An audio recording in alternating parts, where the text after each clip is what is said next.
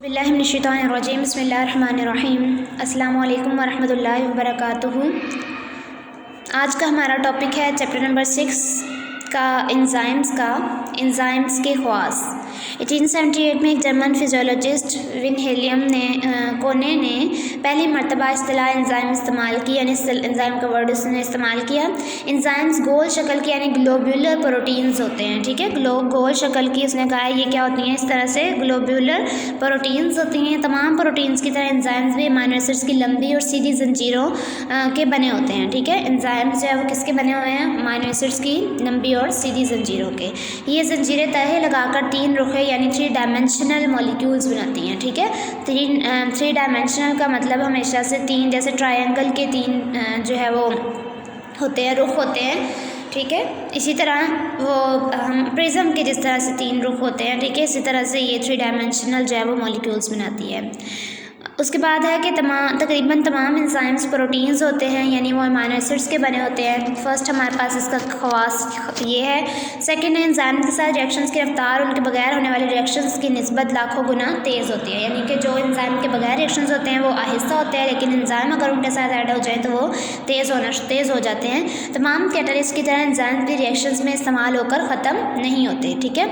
Enzyme reaction की किस्म और सबस्ट्रेट की नौइयत के लिहाज से आमतौर पर बहुत मखसूस होते हैं। एंजाइम के मॉलिक्यूल का छोटा सा हिस्सा यानी कैटालाइसिस में शामिल होता है। इस हिस्से को एक्टिव साइट कहते हैं, ठीक है।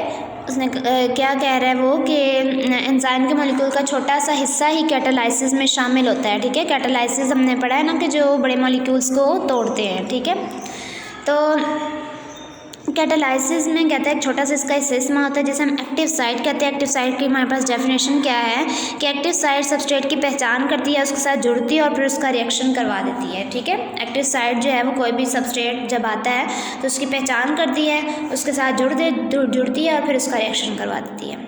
सेल एंजाइम्स बनाने को ज़रूरत के मुताबिक तेज़ या आहिस्ता कर सकता है, ठीक है। सेल एंजाइम्स बनाने को उसने कहा ज़रूरत के मुताबिक ही, यानी जितनी उसको ज़रूरत है उसके लिहाज से वो उसे तेज़ या आहिस्ता करेगा। एंजाइम्स के काम करने को इनहिबिटर्स और एक्टिवेटर्स के ज़रिए भी बाकायदा बनाया जा सकता है।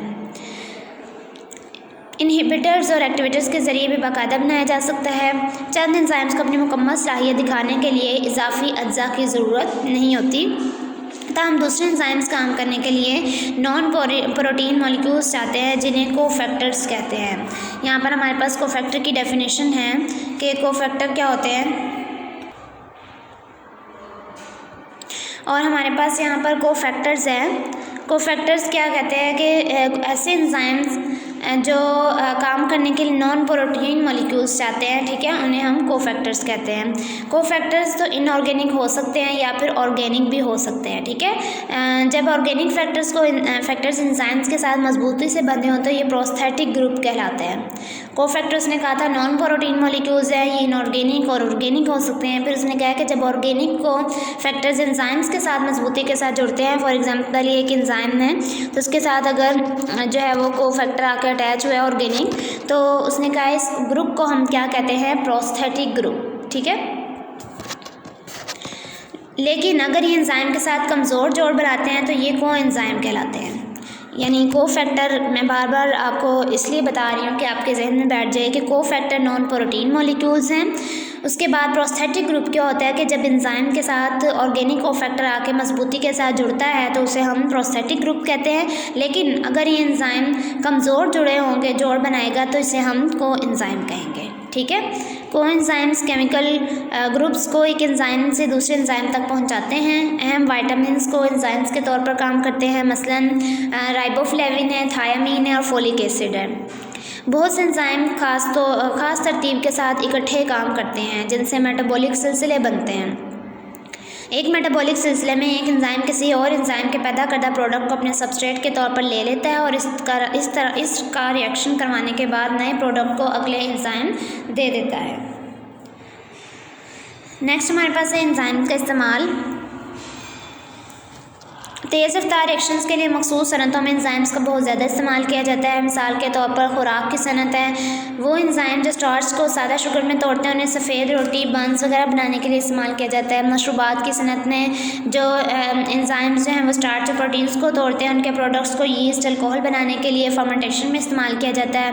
और कागज़ की सनत में ऐसे एंजाइम जो स्टार्च को तोड़कर उसके गाढ़ापन को कम कर देते हैं, उसे कागज़ की तैयारी में इस्तेमाल करते हैं। बायोलॉजिकल डिटर्जेंट है, प्रोटीएस एंजाइम्स को कपड़ों पर लगे प्रोटीन्स के धब्बे उतारने के लिए इस्तेमाल किया जाता है। अमाइलेस एंजाइम बर्तन धोने में इस्तेमाल होते हैं और इन पर लगे हुए स्टार्च के मुज़ाहिम रसूब उतारते हैं। और उम्मीद करती हूँ कि आज का लेक्चर आपको अच्छे से समझ में आ गया होगा। इनके जो ख़वास हैं एंजाइम्स के, उनको आपने अच्छे तरीके से लर्न करना है। Thank you.